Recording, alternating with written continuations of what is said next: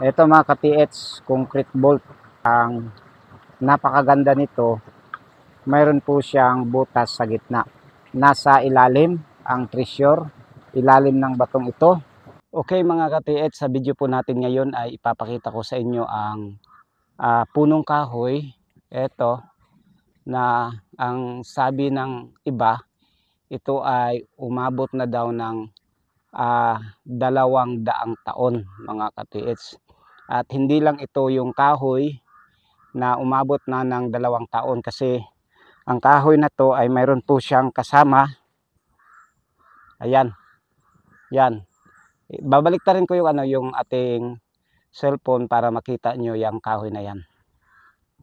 Ito yung isa mga ka-TH, ito yung isa na punong kahoy na kung ako po ang mag-i-estimate, mga 3 tao ang kailangan para mag-abot yung kanilang mga kamay. Posibleng ganun karaming tao, 3 tao, para mag-abot yung kanilang mga kamay kung susukatin natin yan sa kamay. Ngayon, dito naman sa kabila, yan mga ka-PH, ang laki rin. Tapos, ang laki niya ay kung gagamit tayo ng tao para sukatin yan, siguro mga 4 na tao yung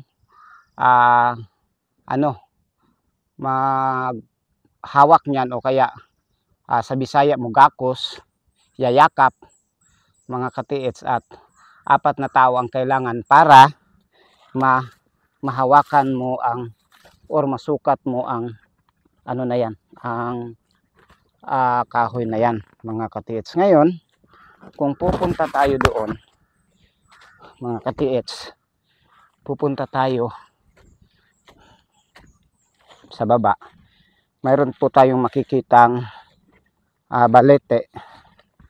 Balete yan siguro mga ka-TH, at ang balete na yan ay medyo may kalakihan din. Yan po, yan sa baba. At ito yung kahoy na malaki. Malaki talaga siya. Ngayon, bakit ako pumunta dito? Gusto ko lang sabihin sa inyo. Pero babalik ta rin muna natin yung cellphone natin.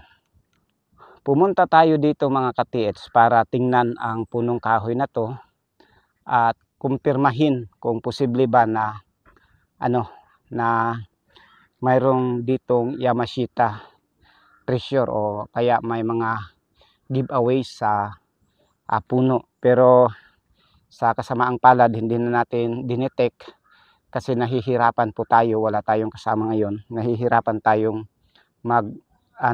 mag-detect. Kaya napag-isipan ko na susunod na araw babalik tayo dito, magdadala ng kasama para i-detect natin ito. At syempre kailangan din nating linisin kung mayroon ma-detect mga ka-TH. At gusto ko lang i-share din sa inyo na dyan sa baba, dyan sa harap ko, may marker dyan na pyramid. Ang pyramid mga ka-TH, kung ito ay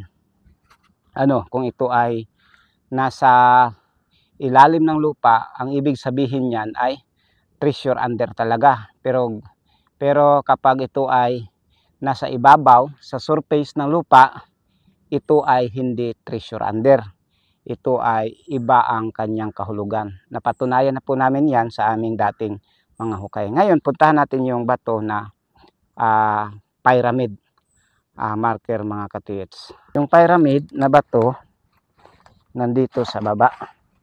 Talagang inilagay siya dito mga ka-TH para siguro isa sa mga gawing palatandaan ng mga Hapon at gawing siguro sa compass, isa sa mga isa sa mga gagamitin nila para malocate ang treasure mga ka-TH. Ito po, nilinis ko kanina kasi dito tayo dumaan.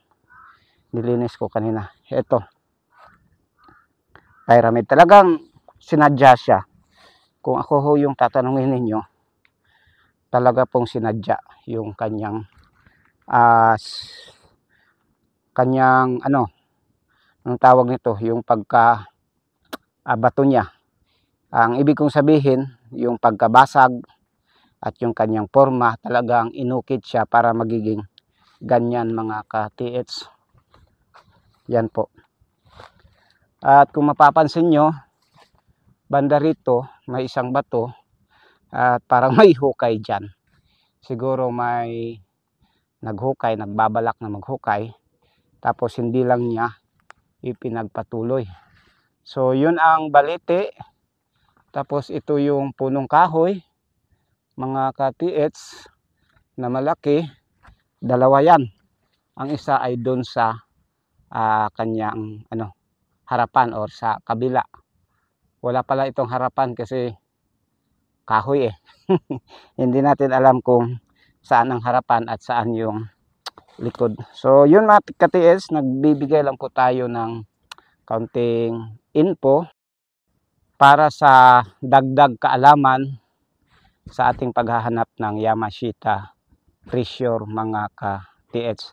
Ang punong kahoy na yan, sabi nila ay posible daw na nasa 200 taon na daw. Ayon po sa sabi-sabi. Hindi ko alam kung totoo o hindi. Basta yun ho ang sabi-sabi. Ano na po daw yan? 2 taon na po daw ang punong kahoy na yan mga ka-TH. Ano pala? 200 na taon ang punong kahoy na yan mga ka-TH. Nandito na po tayo sa baba.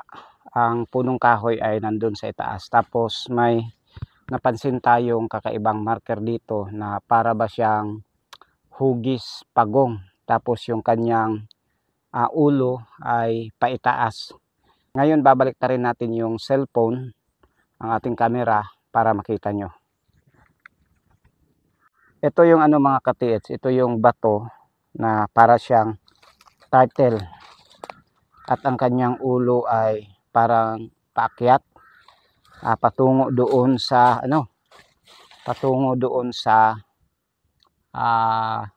may dalawang malaking kahoy mga ka-TH at para po siyang may buntot. Yan dito tayo, yan para siyang buntot yan. Tapos hugis pagong talaga siya pero hindi pa po confirm kasi wala siyang mga guhit-guhit yung sa likod ng pagong. Pero kung dito ka, para talaga siyang pagong. At posible rin mga ka-TH na lang to, normal. Kasi nga po pwede kasing mabuhat ito, pwedeng malipat at saka yun pwede ring malipat. So posible na po siya parang normal lang at hindi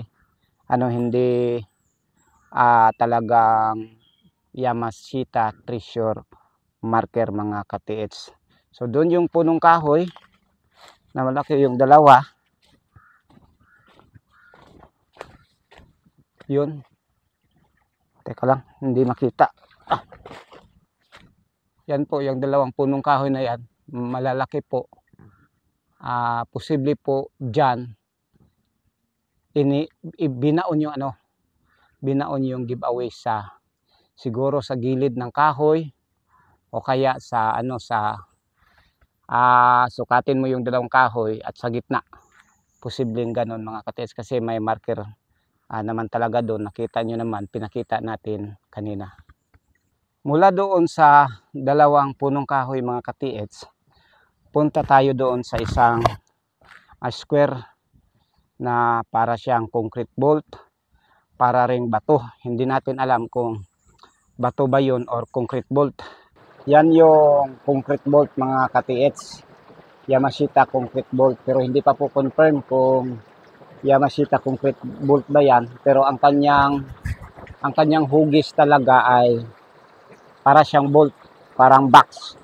Kaya i-confirm po natin yan sa pamamagitan ng ating metal detector para makita nyo rin kung paano natin i-set up ang ating metal detector.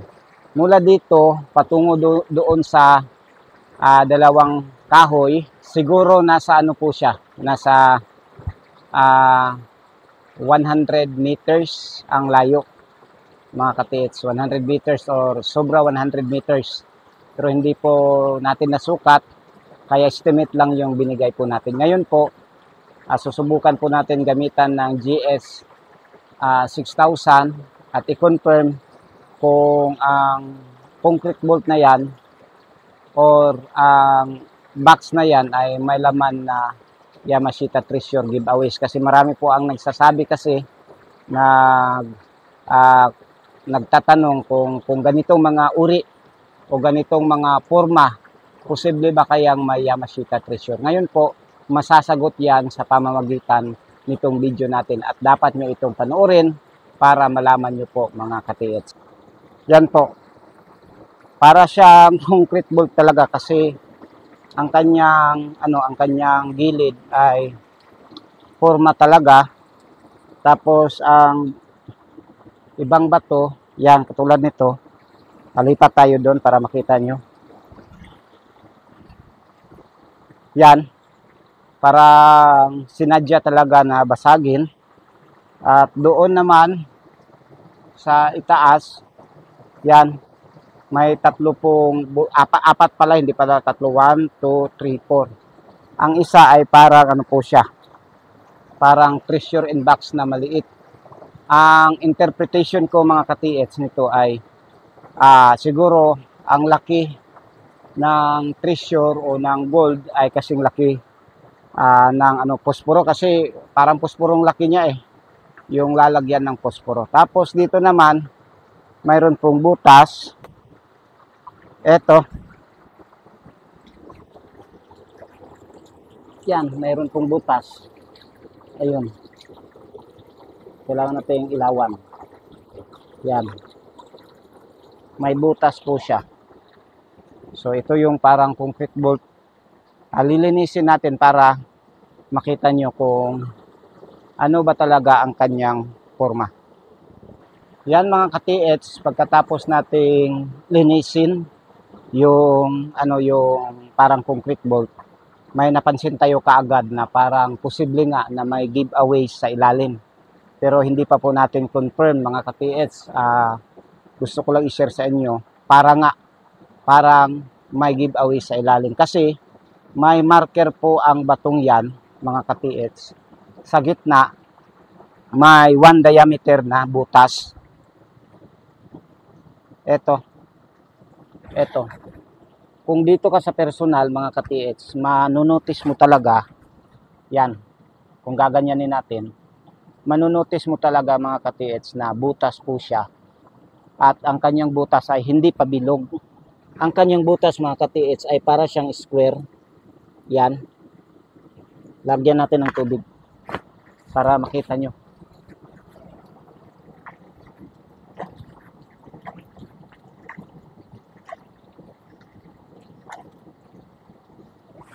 Yan. Yan po yung kanyang butas. Ito. Yan. Siguro nakikita nyo naman siguro dyan, klaro sa video, na may butas po siya sa gitna. Tapos, square po siya. Parang talaga siya, ginawa. Ngayon po mga ka-TH, susukatin natin para malaman natin kung gaano siya kalaki. Yan.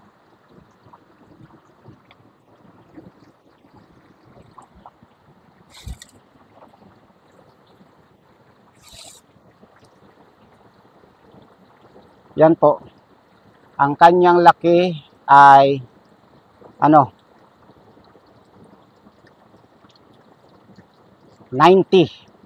centimeter mga ka-TH ang kanyang lapad. At ang kanyang haba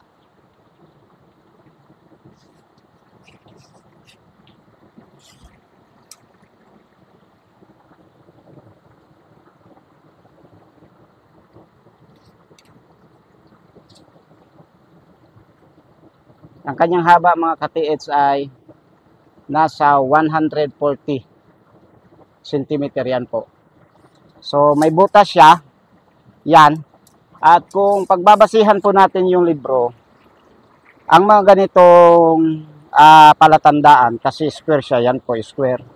Yang butas na yan, palatandaan mga ka-TH na may treasure sa ilalim. Posibleng nasa gitna, pero ang talaga niyan ay treasure under mga ka-TH. Kaya posible po ang ano na to, ang bato na to, ang concrete bolt na to, kung concrete bolt ito, may laman po or nasa ilalim niya mga ka-TH. Kasi magaling yung Hapon gumawa ng ng mga bato, at ito ay semento pero bato siya. Ginawang bato para para hindi mo matrace, hindi mo malaman na ito pala'y concrete bolt mga ka-TH. At dito naman yan, kung mapapansin nyo, dito sa personal, makikita nyo may siya dito. Parang tinakip lang. Yan, hanggang doon. Parang nilagay lang ito mga ka-TH. Yan, ang ano niya, ang kanyang basag. Yan. Parang nilagay lang siya talaga. Tapos dito may butas. Yan. Butas siya. Tapos ito yung kaharap. Tapos yan din yung mga sign mga ka-TH. Okay, abangan nyo po yung part 2 ng ating video. At panuorin nyo po kasi talagang maano talaga kayo, ma-amaze. Sa Bisaya yang amaze. Amazing talaga sa English. Maano talaga kayo, magugulat sa discovery natin ngayon, sa bago nating nalaman. At ito yung nasa libro, panoorin nyo, tingnan nyo, basahin nyo para malaman nyo kung ano ho yung kahulugan doon sa na-discovery natin kanina, kung ano ho yung ibig sabihin noong nakita po natin. Kaya kayo na po yung humusga kung ano ho yung na-discovery natin, kayo na po yung magsabi na mayroon o wala. Basta yan po ay patunay sa ating na-discovery kanina, at ang libro po ang siyang magsasabi at magpapatunay kung ano ho yung mga kahulugan, para naman may idea po kayo. Maraming salamat po sa inyong panonood at abangan nyo po yung ating part 2 sa ating video.